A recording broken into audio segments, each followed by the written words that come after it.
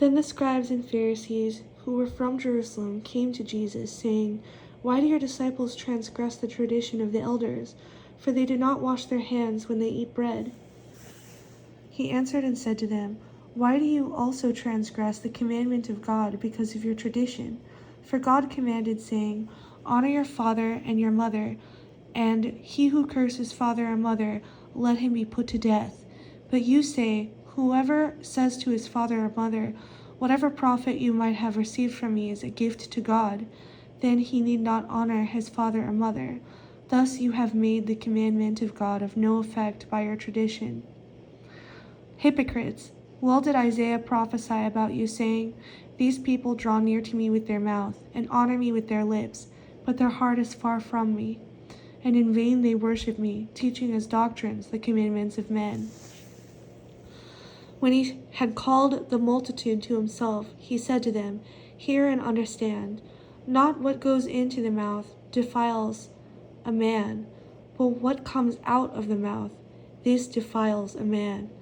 Then his disciples came and said to him, "Do you know that the Pharisees were offended when they heard this saying?" But he answered and said, "Every plant which my heavenly Father has not planted will be uprooted. Let them alone. They are blind leaders of the blind, and if the blind leads the blind, both will fall into a ditch." Then Peter answered and said to him, "Explain this parable to us." So Jesus said, "Are you also still without understanding? Do you not yet understand that whatever enters the mouth goes into the stomach and is eliminated? But those things which proceed out of the mouth come from the heart, and they defile a man. For out of the heart proceed evil thoughts, murders, adulteries, fornications, thefts, false witness, blasphemies. These are the things which defile a man, but to eat with unwashed hands does not defile a man."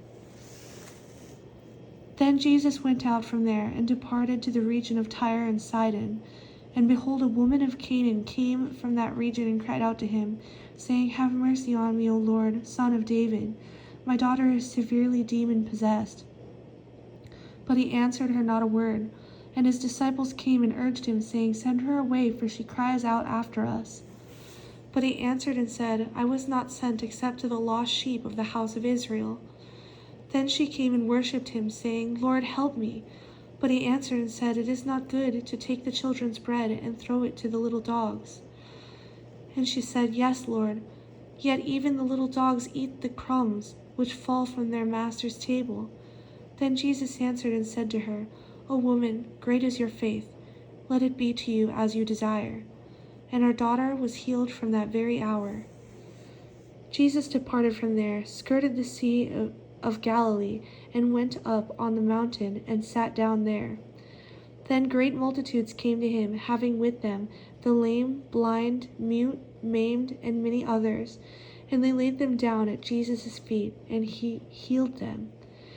So the multitude marveled when they saw the mute speaking, the maimed made whole, the lame walking, and the blind seeing, and they glorified the God of Israel. Now Jesus called his disciples to himself and said, "I have compassion on the multitude, because they have now continued with me 3 days and have nothing to eat. And I do not want to send them away hungry, lest they faint on the way." Then his disciples said to him, "Where could we get enough bread in the wilderness to fill such a great multitude?" Jesus said to them, "How many loaves do you have?" And they said, 7, and a few little fish. And he commanded the multitude to sit down on the ground. And he took the 7 loaves and the fish, and gave thanks, broke them, and gave them to his disciples. And the disciples gave to the multitude.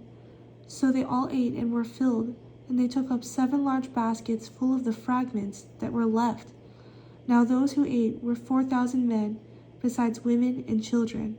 And he sent away the multitude, got into the boat, and came to the region of Magdala.